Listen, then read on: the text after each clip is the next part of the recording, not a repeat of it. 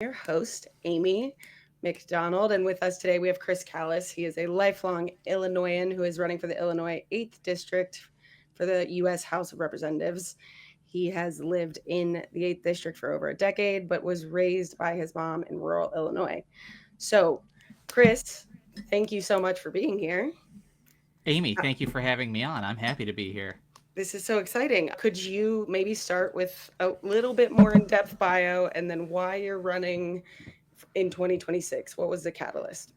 Yeah, so we'll start with my background a little bit. I grew up in rural Illinois, like you said, in Amboy, Illinois, a town of 2,500 people. And I was raised by my mom, and she was a single mom for most of the time that she was raising me. My father was a first generation Greek immigrant. He unfortunately passed when I was 5. So I was left to be raised by my mom, who made sure when I was growing up that I had everything I needed, even though we didn't always have everything that we needed. And when I got older, she had me start working in middle school summers detasseling corn to try to get me to understand what money was worth, since as a kid I was always begging to go to the video rental store and rent video games. And I did it for 2 summers. It was 11-hour days with a 1 hour unpaid lunch as a middle school kid. Really taught me how much my labor was worth, which was about $5.25 to the farm I was working for. But then every other summer I kind of went out and got retail jobs, or I worked for a local camping resort just to save up a little bit while I was working my way towards college. Part of the tragedy of my life, my father passing early, was also a blessing later in life, where he was able to leave us enough money, and my mom was smart enough to put it into a college Illinois account, which locked in tuition. So I was able to go to Wow. school in 2006, but paying 1994 pricing. Wow. Yeah, so I got very lucky. I was able to get through a political science education, and then I graduated into the worst economy that we've ever had. While I was in college, I worked for the Obama campaign and knocked doors as a volunteer. Really got myself politically activated there. And then after I graduated, I took some unpaid internships just to get some experience. While I was doing that, I walked on picket lines with Unite Local 1 to get better working conditions for hotel workers in Chicago. I then joined Bill Foster's re-election campaign out in rural Illinois, where I grew up in Illinois' 14th district. Funny enough, we were headquartered in Dixon, Illinois, which was the hometown of Ronald Reagan. And the Democratic office that I worked in was right across from a statue on the river of Ronald Reagan riding a horse. And I kid you not, they gave him six-pack abs, and he was staring directly at the Democratic office. So that was That's how I went to work every hilarious. day. That's really funny, especially as we know, Ronald Reagan was a former Democrat turned Republican, turned informant a little bit, Yeah, what? somewhere in there. But that's funny. Yeah, absolutely. And it was funny because in the Democratic office, in Reagan's hometown, he is a huge commodity. The Highway Mhm. 88 that goes through the edge of town is named after Ronald Reagan. And so we would always say in the Democratic office, he was a Democrat when he was here. But Before he moved to California. yeah, before he moved to California. And actually, I'm a bit of a yapper, so I do have a little bit of an anecdote about Ronald Reagan if you'll Go allow for it. me. Today. My grandmother was born in the 1920s, and she lived and grew up near Ronald Reagan. Little Ronnie is what she called him whenever she was telling stories about him. And the one story that I remember that she got to tell about him was I believe it was her that got the brand new bike. And she took it out and she was showing it around the neighborhood. And Ronnie asked to ride it, and he rode it down the hill into a tree and then I ran off. And she I got whooped knew for that it. was I knew that was coming. I knew, when you get a brand new bike as a kid and someone asks you to ride it, you're like, it's gonna crash. Someone is crashing this bike. Oh Yeah. man, Uh, rough. Yeah. So that was my early how I got politically activated. And then recently, the reason that I decided to run now, like I got myself into what I called at the time an email job, and that ended up turning into a 10-year career in marketing, which I'm very grateful for. And I decided, I went to, let's see, in 2016, I went to protests against the Trump administration after he was elected the Mhm. first time, and several protests across his administration. I thought we were kind of past all of this after Joe Biden was elected in 2020. And so I was settling down with my now wife. We've been dating. We started dating in 2020, and I was excited to build a quiet suburban life. And what ended up happening was this election slammed into me November Mhm. 4th, but I thought, at least since we've been getting these mailers from Democratic leaders for the last 18 months, they know that this is going to be one of the worst, most authoritarian administrations that we've had. So they're definitely prepped for it.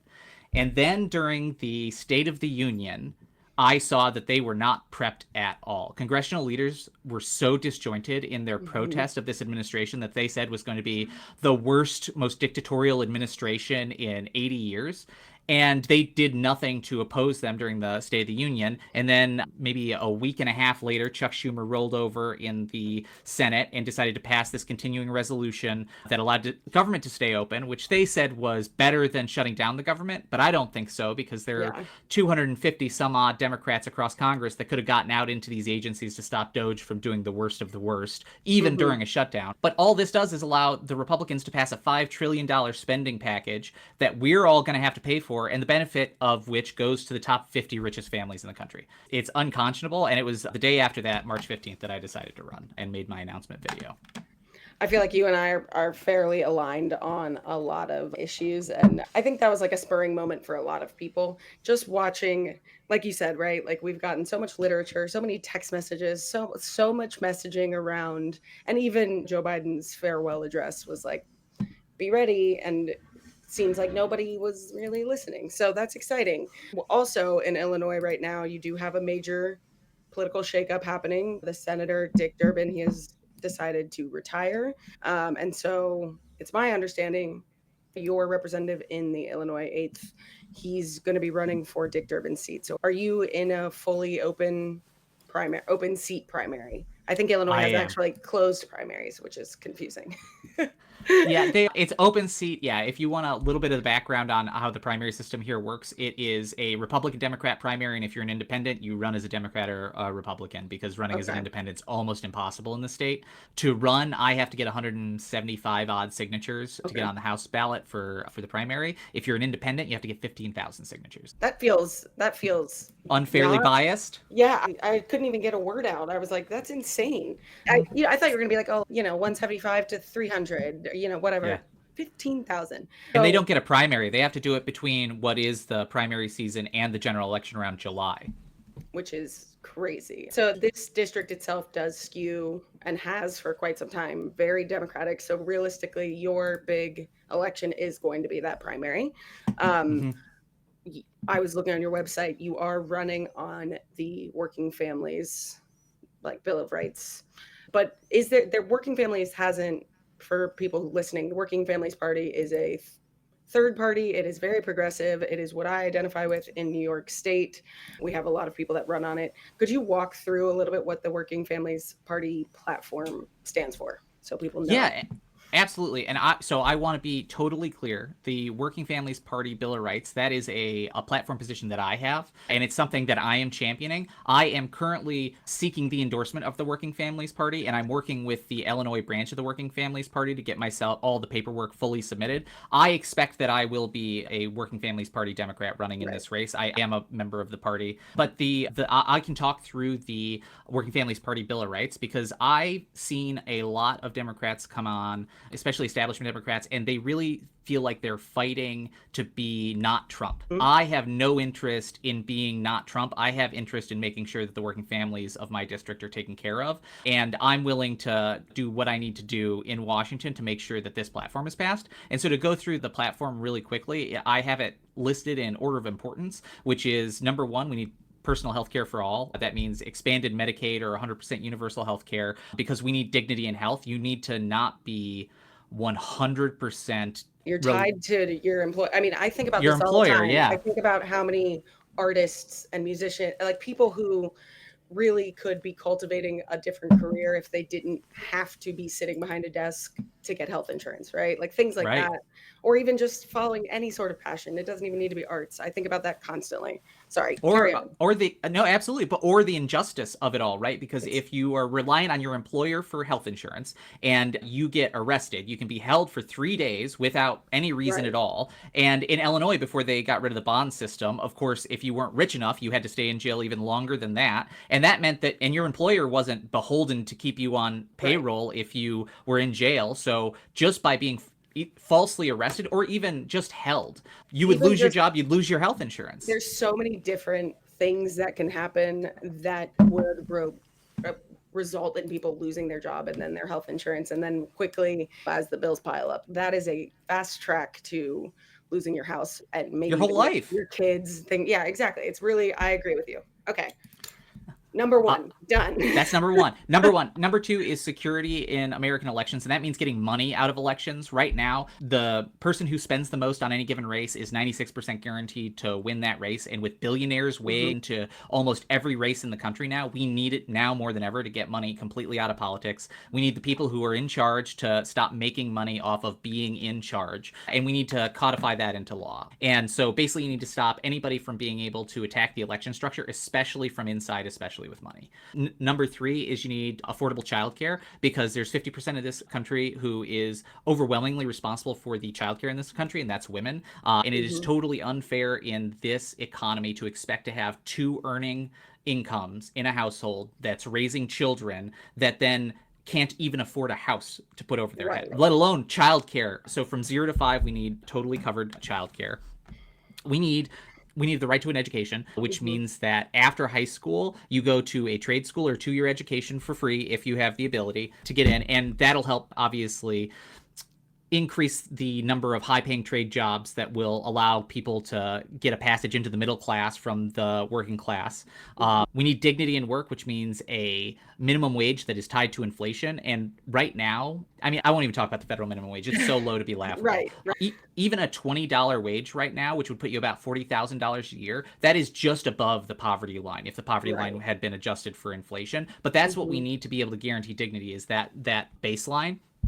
And we need affordable housing. So we need to end corporate landlords. We need to build more housing. And there were New Deal programs between HUD and the Department of Labor to build more affordable housing across the country, which we need. We see affordable housing being put up anywhere that it can, like in the suburbs of Chicago here. Every train station now has high density housing that's popping up nearby, because for us, the city of Chicago really reins in high density housing because they want to save the skyline. And so now it's being pushed out into the burbs, and those buildings are going to be owned by big corporate developers, not by the individuals who live there. So we need to turn that on its head. And then we need to safeguard the future environment, because if we're doing all this and we're ruining the environment, and the United States is going to be a desolate wasteland in 300 years, then what's the point of all of this? It's so crazy because, like, you and I have discussed this before, but this was a very normal position about 30 years ago. Our country has been pulled to the right in a very far way, and I find people telling myself, probably telling you as well, that this is very radical. But when we look at it from the 20,000-foot view, all of this is interconnected. Do you want a better economy? Great. Then let's make sure that the people who actually want to work can have the childcare paid for so they can work and they can build their, and like then we're talking about affordable education and affordable options in terms of trade school. Same thing. That's going to bolster the economy.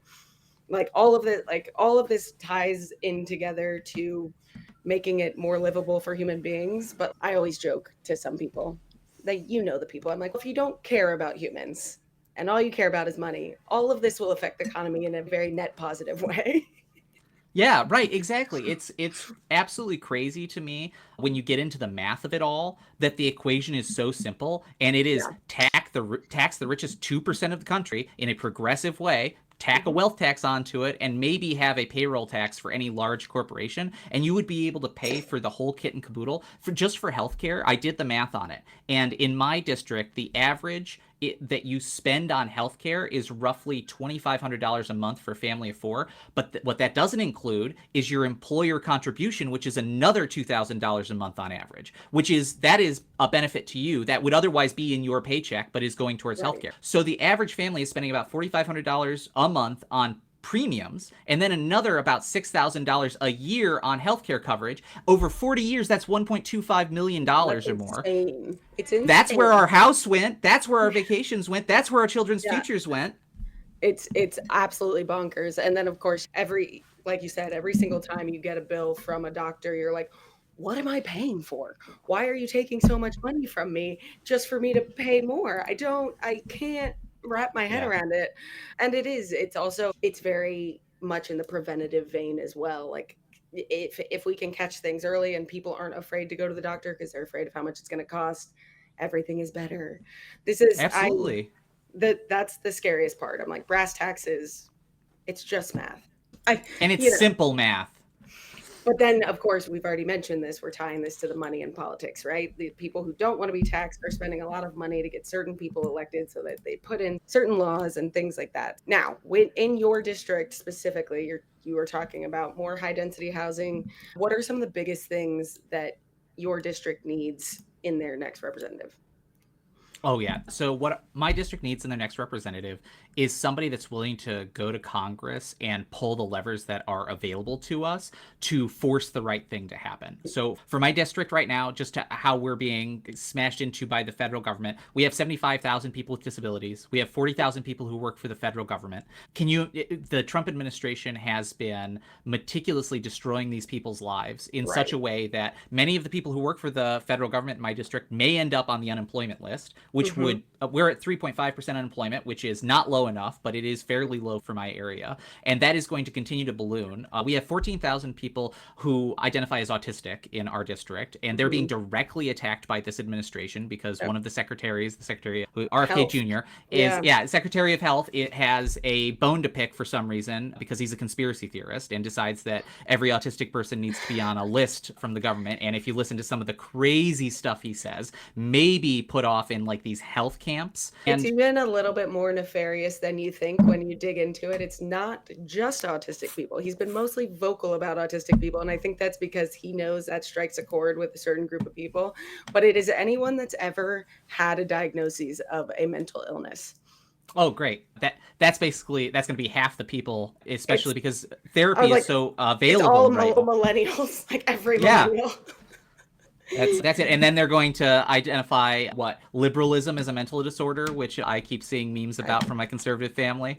Yeah. TDS is what I've been told I have. It's Trump derangement system or something. Syndrome. But it's syndrome. Thank you. I was like, I've had too much coffee. It is very.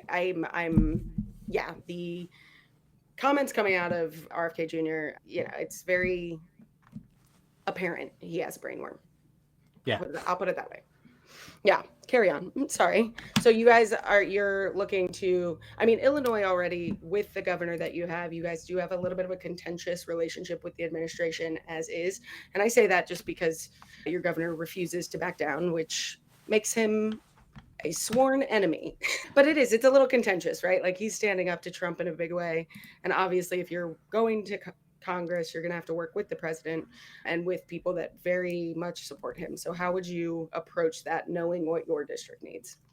Yeah. So we have actually been given a playbook on how to do this. And I have to reference Cat Williams here because he had a great profound thing to say, which was that he may not be the best or on any particular thing, but he can follow directions really well. And that's what I'm doing. So that's my campaign. I'm following the footsteps of AOC. I'm trying to be as scrappy as she is. In Congress, we've been shown how a small contingent of the party, so a lot of working families and progressive Democrats who are in Congress right now could make this happen. If we get a majority in Congress, and it is something like a 25 or 30 seat majority, then we can take control of the caucus by telling the speaker how it's going to be. Hey, we're going to vote for you, but this is what we need. We need to pass the Working Families Bill of Rights through this chamber. And until we do that, you are going to be able to be put up on a vote by the entire House just by one of the members of the Progressive Caucus bringing it up. It is what Matt Gaetz had done. Fortunately, Matt Gaetz did it so that he could avoid an ethics investigation, not because he wanted to help everyday people like I do. But that's what I'm willing to do because I don't need to go there and make friends because I don't plan on being in Washington all that long. I want to be there long enough to pass this agenda, make sure that it's implemented, and then I want to come home to my wife and I want to live a quiet suburban life that I wanted to begin with. Right. You're like, this is what I've been hearing from almost every single person that I've interviewed for this podcast. Nobody wants to be there for 30 or 40 years. Everyone's, I want to get in. I want to do the best job I can. If you agree with the job I've done, re-elect me. Let me get my stuff done. And then I want to go home. Yes. That's the great. I think about that all the time, specifically as it pertains to obviously some of our older members of Congress, but some of our very elderly Supreme Court justices. I'm like, don't you want to spend time with your grandchildren? Why do you want to schlep into this building day in and day out? And put your weird collar on? And I know you have a lot of power. I get it. But I'd want to sit on a beach with a Mai Tai. Hey, and we have to thank the ones that do retire. So thanks to Dick Durbin for making the right decision. Yes. He took a long time to do it, and it was funny because when I jumped into the race, I got a call from a Democratic insider who was also planning on jumping into the race to try to make sure that I didn't. And he said that it looks like you're running against the incumbent right now. And I said, I can read numbers pretty well. So I saw that Dick Durbin raised no money in the first quarter of this year. I saw that the incumbent for my district raised $3 million, which is $2 million more than he would need for this race. Yeah. So he was obviously going to run for Senate. So I jumped in because working families can't wait. Yeah, I agree with that. And that is exactly right. Like $3 million, that's a statewide race. In some places, that is a congressional race, right? Like especially and that added to the 20 million he already had.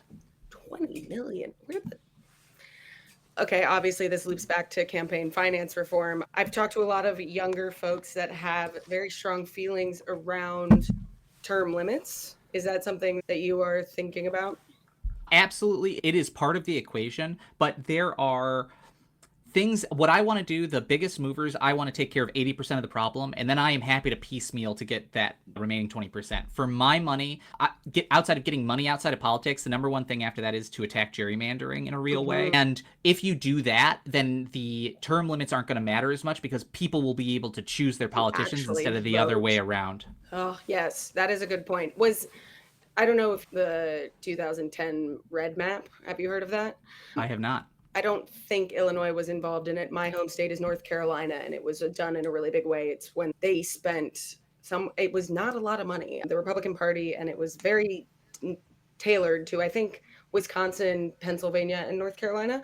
And basically they got local people to run to get into the state house so they could redraw all the lines. And that's the year that North Carolina it was 13 districts. It was like 7-6 Democrats, Republicans, depending on the year. And then it went from 13 split down the middle to 9-3.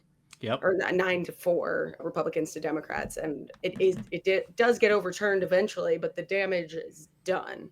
And gets to continually be done along the way. Exactly. Like literally they have 4 years of it trying to get through the court. And they, from that one state alone, grabbed 3 seats in a already very narrow Congress. You mentioned you're not going to DC to make friends. And obviously there is an amount of collaboration required to get shit done. And based off of the current approval numbers of Donald Trump, if they continue the way they are, this midterm election season will be, frankly, it'll be a slaughterhouse, right? Like we know it'll be a rout. The one big predictor of how midterms are going to go is the president's approval rating. So, maybe you get that massive bump that you need, and there is a large Democratic tilt in Congress. Maybe there's not. What would you do if there is a little bit more tight, narrow margins, and how would you work with people in the House of Representatives who aren't who aren't aligned, who aren't perfectly aligned, or even 80% aligned, or even 50% aligned? Oh yeah, so that's the difficulty. It's if I can take control of the caucus and Democrats are the majority, then I have a real shot at being able to pass this whole agenda. Yeah. If that's not the case, I am willing to do what needs to be done to try to negotiate to be able to get this on the floor. If Republicans are in charge, I will happily do that. But as we've seen, Republicans have no interest in listening to the other side of the aisle, no matter what, at this point. They are locked into full opposition mode. And so if there's any in to be had, I will take it.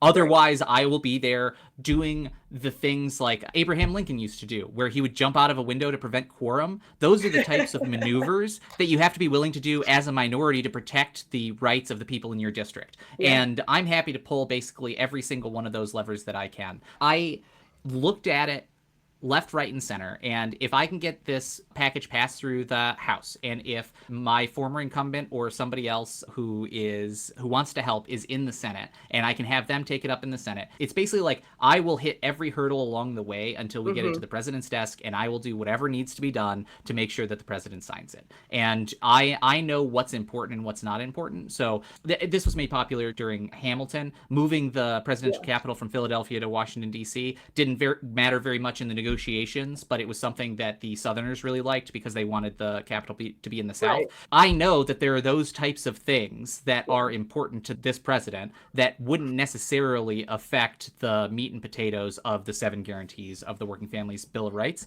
And I think that I have the ability to provide what he needs to be able to get his signature, assuming he's there in 2 years, right? Because Right. we're almost a year out from the primary, and that's going to be even further out from the general, and then Right. I'm not going to get seated until the January after that. Yeah, And so 27. there's a lot that could happen. The president's not only an older guy, he is obviously going against the will of the people in such Yeah. a way that maybe at some point Republicans wake up and realize they have to win an election again, and they decide to rein him in. So I Maybe. don't know who's going to be president when I'm there, but I know whoever's there, I'm willing to walk into that room and negotiate face up with them, palms up, trying to get this through. Yeah, I think a lot of people forget. In fairly recent history, Congress was not as gentlemanly and as filled with decorum as we think of it now. Obviously, there is the massive, like, actual brawl over slavery right before the Civil War in Bleeding Kansas. But even, I mean, I was looking up, don't even ask me why I got here, but I was looking up congressmen who have been killed. And the first like 20 are all duels. And then I was like, when did dueling become illegal? So like for quite some time in our country, it was less about the decorum in Congress. And I'm not suggesting that we need to have physical fistfights, but I like meeting younger people who are ready to put up a fight. Yeah. Whereas I think that's one of those big divides right now.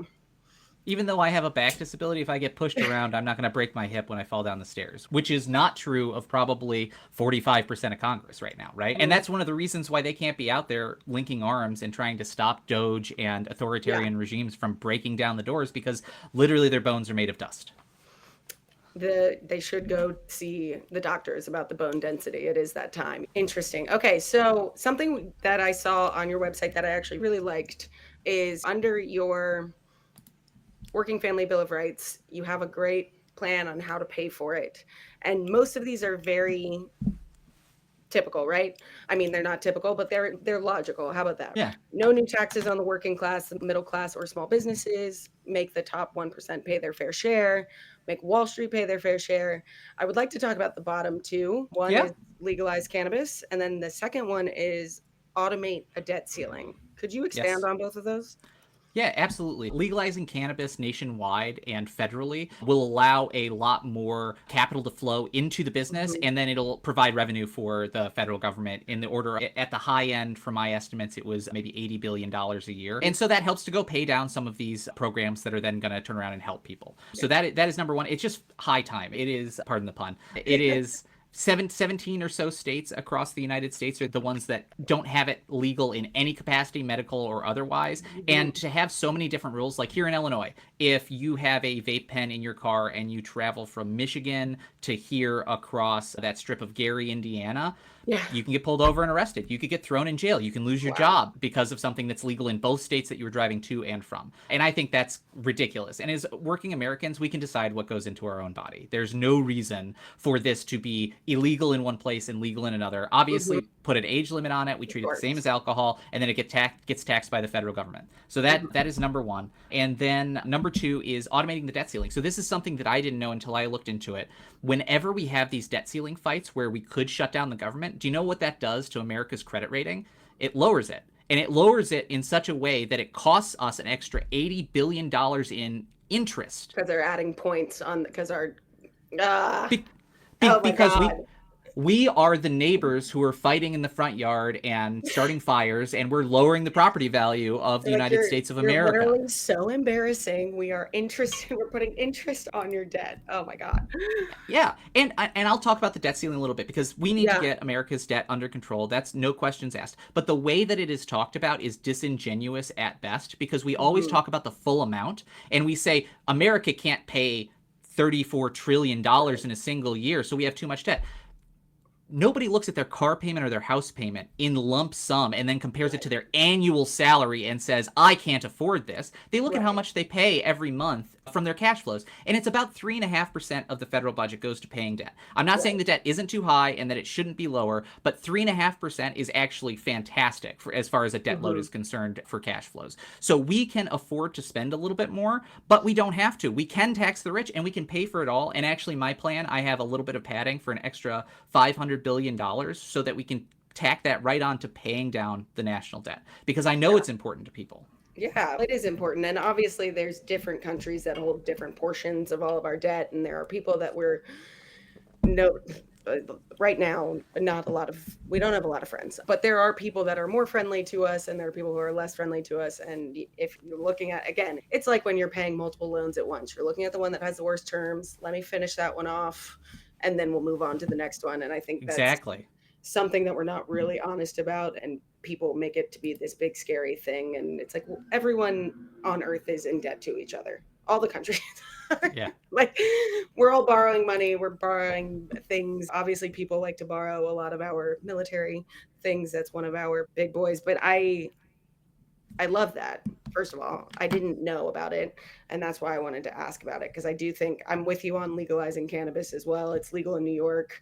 It is decriminalized in so many places, but you can't buy it yet. So like I bought weed the other day. Literally, I walked down the street to my weed store sanctioned by the state, and they're like, "Hey, we actually have to charge you $4 on your card, but we're going to give you $4 back in cash because," and I was like, "Oh, it's because it's not federally illegal." And Right. the banks are confused.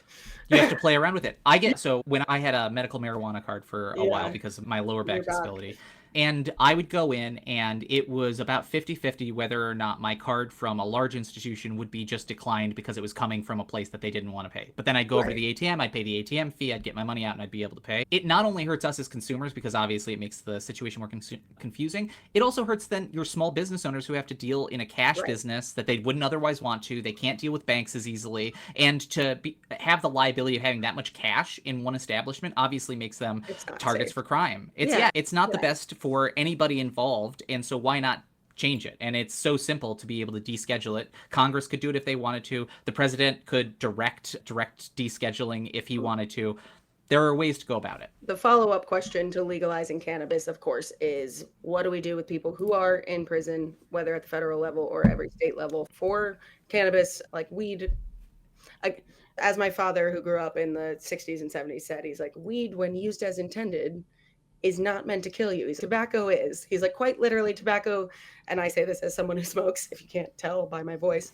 But yeah, I think about that a lot because weed is I Googled it one time. I have to smoke my entire body weight in less than 24 hours to actually die from smoking weed, which is... Yeah, from an overdose, right? It's like stacks and stacks and stacks of weed, yeah.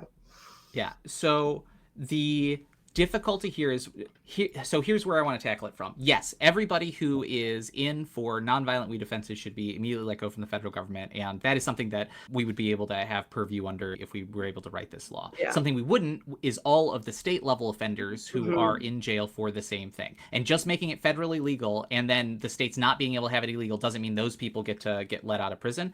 And in addition, the policing in the United States is far from ideal. So not only do some people have nonviolent weed offenses, they're lumped in with quote-unquote violent criminals because they resisted arrest during this nonviolent weed offense. Now, did they really resist arrest, or was that just put in the report? Was the charges being padded? So there is a nuance to it, but you have to be able to review those cases because obviously you don't want somebody who shot at somebody and had a weed offense to be pardoned because of this. But you could remove that offense.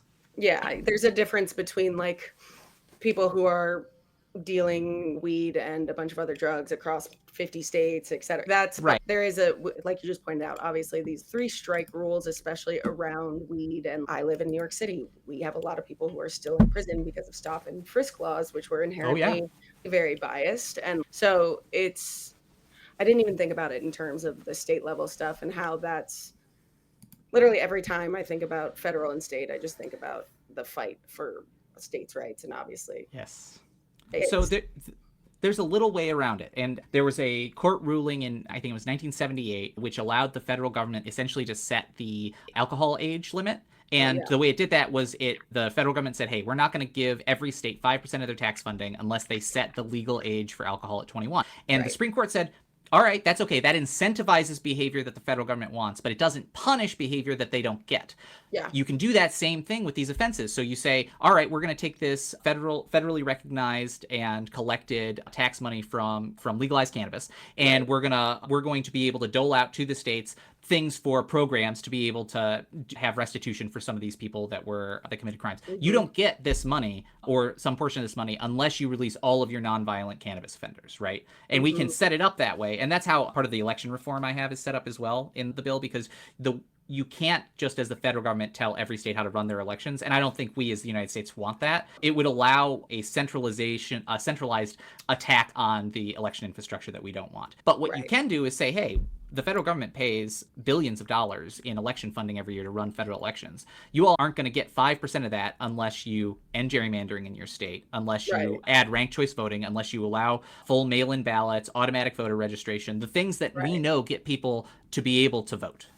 Right, right. I've had that conversation so many times. So I grew up in North Carolina. My parents are both from Washington D.C. They now live in Hawaii. Now Hawaii is arguably, in my opinion, from what I've learned, the most libertarian state we actually really have. They are live, let live, don't really care. Everyone votes by mail-in ballot.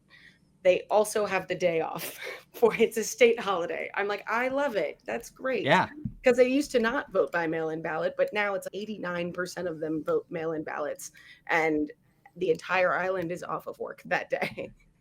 Yeah, well, and it just makes sense. I read a couple of design books that I really like, and one of them what talked about designing for disability first, because what you end Mhm. up doing is making it more accessible for everybody. So the big example of that is at a train station. If you act like everybody is missing an arm, Right, then you will necessarily have to design for the everyday commuter who is carrying something to work, not right. just somebody who is actually missing an arm, and it helps everybody. In the same way, mail-in voting, it is It a makes it huge benefit to accessible. disabled Americans Yeah. to be able to vote in their local elections without the worry about going out and getting sick if they're immunocompromised, or who don't have the physical ability Mhm. to get out of their house that well. So why not do that first, make sure as many Americans can participate in the process as possible, and get the best results out of our elections? That is, yeah, voting is one of those things that historically people have always tried to make it harder, and people will argue with me till they're blue in the face. They're like, it's harder. It doesn't mean it's impossible. I'm like, that means you don't understand that it's impossible, because it is Yeah. impossible for people if you add any more than, like you said, maybe it's just leaving the house. Maybe it's going to a place that doesn't have a wheelchair ramp. And like, how do you vote? And that would be so fucking frustrating. And I agree with you there. I haven't had another question in my head. Oh, voter turnout. So, your primary in your district, the last couple of primaries, where's everybody been? It's 30,000 people are showing up, 60,000 people are showing up. Good. 60 was good. 60 was a That good was year. huge. That was bad. Literally was like, whoa, what happened? Where's Yeah. I think number one is that we had a very popular incumbent. Raja Yes. Krishnamurthy, who's running for the Senate, had a huge amount of popularity across the Okay. district. And so when the primaries came up, there wasn't a lot of people clamoring to go vote for somebody else. If you look at the generals, we have really good turnout in general Yes. elections from every side of the aisle. I was gonna say midterms and federal. Both years have been really great.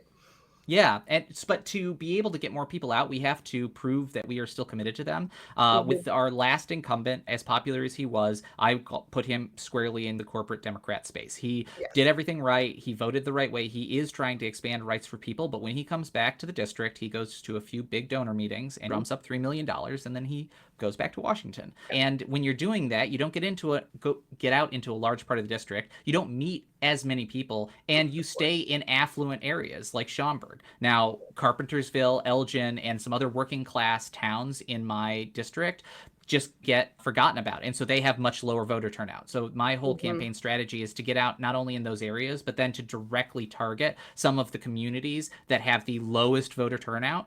Illinois has automatic voter registration, but I want to make sure everybody is registered for mail-in ballots. And so every single one of my campaign events also is a voter registration drive and is also a mail-in voter registration drive. That's interesting that they have to. I think Florida's the same way, that they have to specifically say they want to register to do the mail-in ballot. I know that from the perspective of an absentee ballot, that makes sense, but I guess to me, mail-in ballots are pretty much the same. But Yeah. You should just it's send them to people. they should arrive at everyone's house. Yes. Frankly, that's so interesting. Yeah. Does Illinois doesn't do any sort of voter registration, like voter rolls purging or anything like that? They don't make you re-register. You stay registered as long as you don't You move. have to, I think so. So there is a bit of purging. I definitely have gotten an email like, hey, you're going to be removed from the voter rolls unless you respond. But they give you tons of time to Okay. remedy it. And for the most part, for me, it has been during a move or something where they didn't get a response. Right. They're like, we're starting to see things change. You're changing all of your billing addresses. Um, Right. now that I have that on my mind, let's talk about some tech and data and thoughts around that. Because I feel like, I'm your age. I'm 35. Like you're 37, 35, 37. Yep. 37.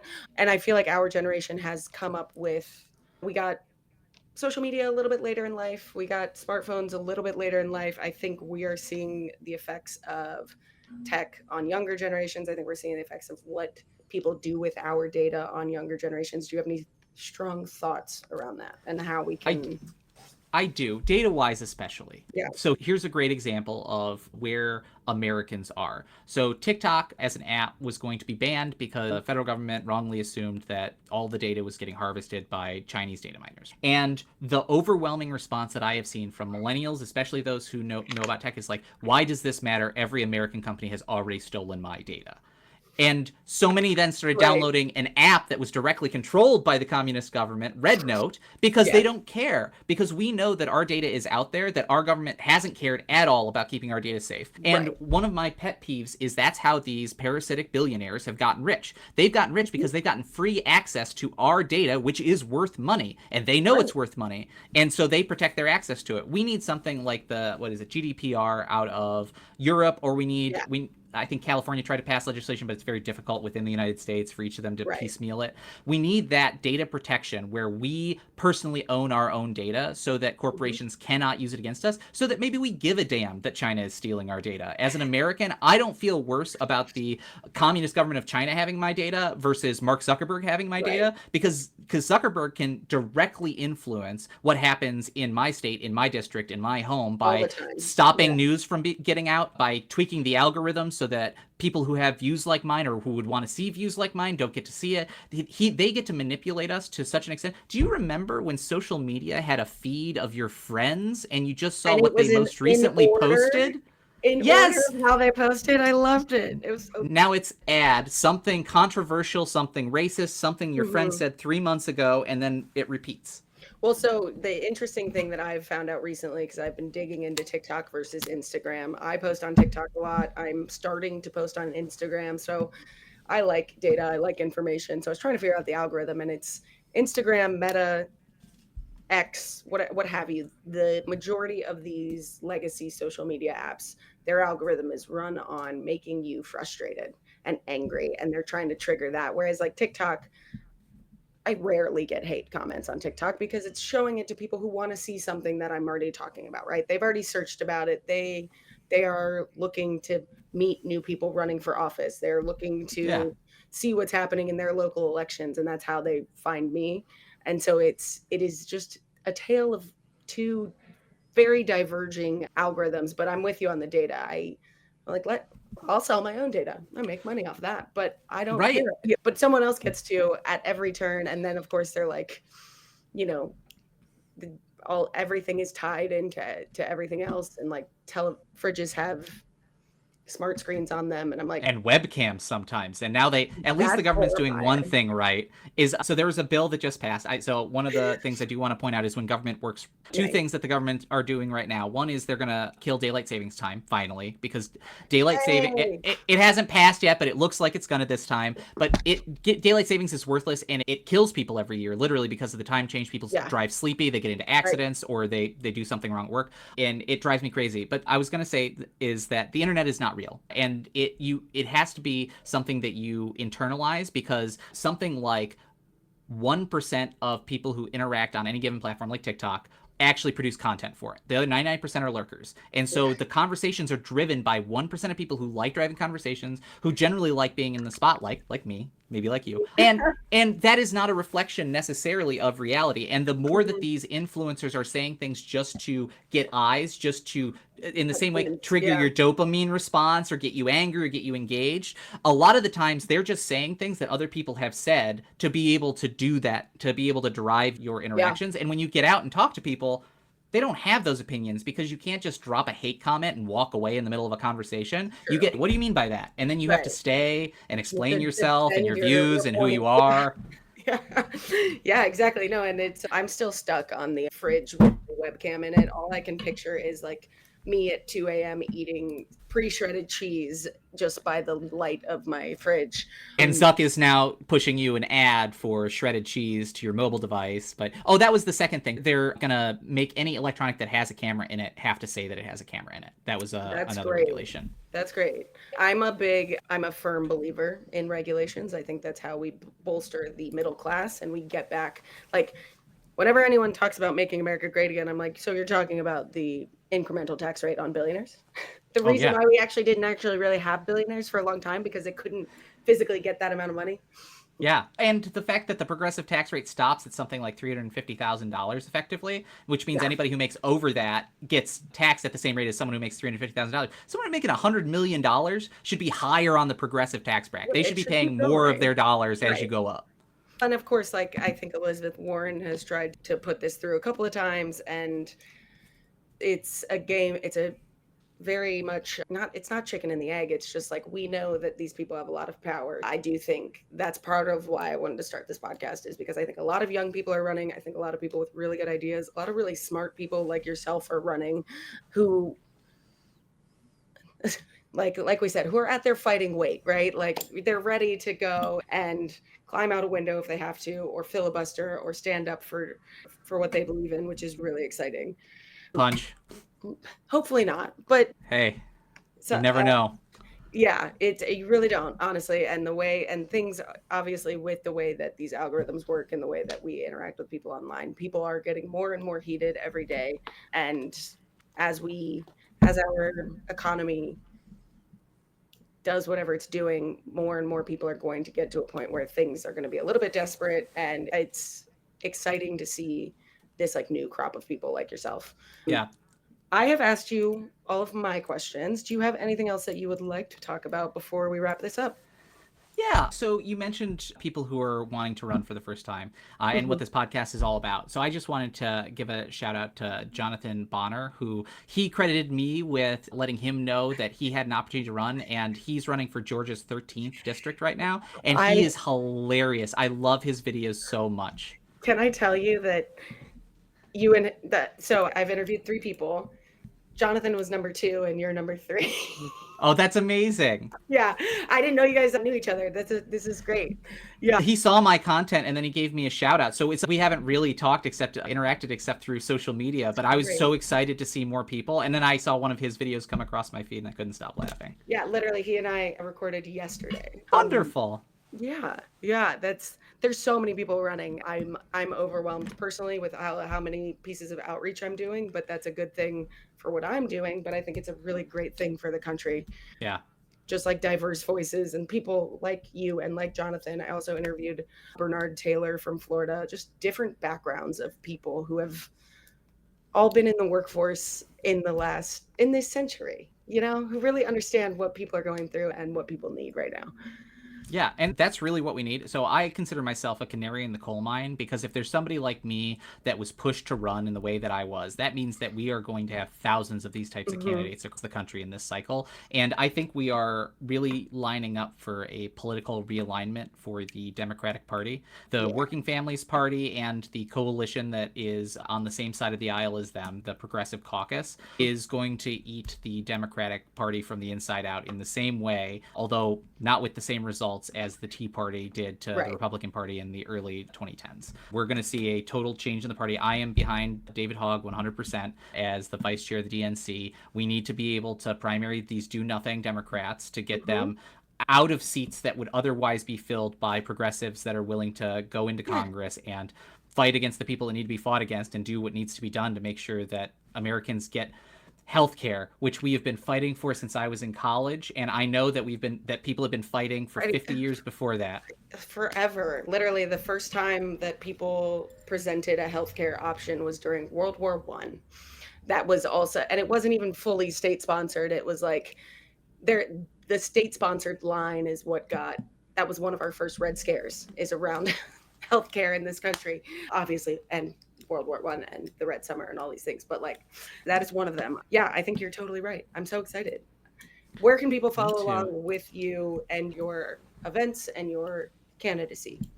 Yeah, so my journey, the best way to follow along is to go to Kallas, Congress.com, and you can join the email list from there. You can donate. I'm looking to get $35 from 30,000 donors, so I only want small dollar donations, no corporate donations. I don't want any help from PACs. And if I can do that, then I can reach the 90,000 people I need to be able to win this primary. So that's number one, go to the website. Number two, follow me on social media. I'm on TikTok and Instagram mostly right now, but we're trying to get a Discord up for volunteers. I'm trying to get on Blue Sky, and I've got a social media team who's putting all of that together, and that is the same at Kallas4Congress.com, spell out FOR, and it's the same across all platforms. This was an amazing conversation. Thank you for inviting me on, and I hope that you are inundated with first-time running candidates, and you get to continue this well through the election cycle. I hope so too. Also, that's Kallas, Kallas. Yes, S is in Sam. Everybody hears F, Caliph. No, Kallas. Kallas. All right. Thank you. Thank you so much. Have a wonderful afternoon, and I'll be following along, and I will also probably be throwing you some money later this week. I appreciate that, Amy. Thank you so much for having me on, and reach out if you have any questions. The Foolish Optimist is recorded by me, Amy McDonald, and my guests, mixed and edited also by me. Our theme music is by Bobby McDonald, and our art direction is by Norm Alger. Looking forward to seeing you next week.